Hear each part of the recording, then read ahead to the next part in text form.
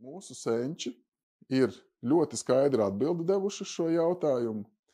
Mēs šo atbildi varam skaidri redzēt, izmantojot mūsu valodas sakrālo raksturu.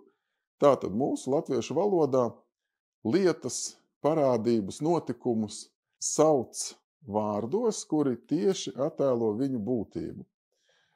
Nu, tad kāda ir sistēma, kurā mēs dzīvojam? Un jūs redzat man aiz muguras, es jau uz tāfeles esmu uzrakstījis priekšā. Mēs dzīvojam pasaulē.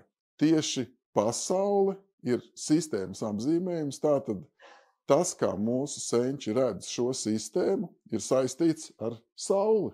Sistēma, kura ir veidota pasaulē, kura notiek pasaulē, tātad sistēma, kuru veido saule.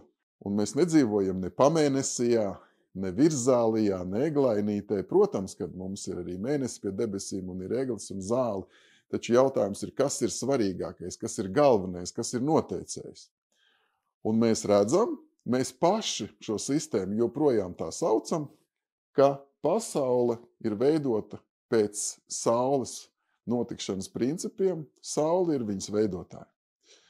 Un līdz ar to, lai saprastu pasaules notikšanas likumus, visvienkāršāk ir skatīties uz pašu veidotāju, tātad uz sauli.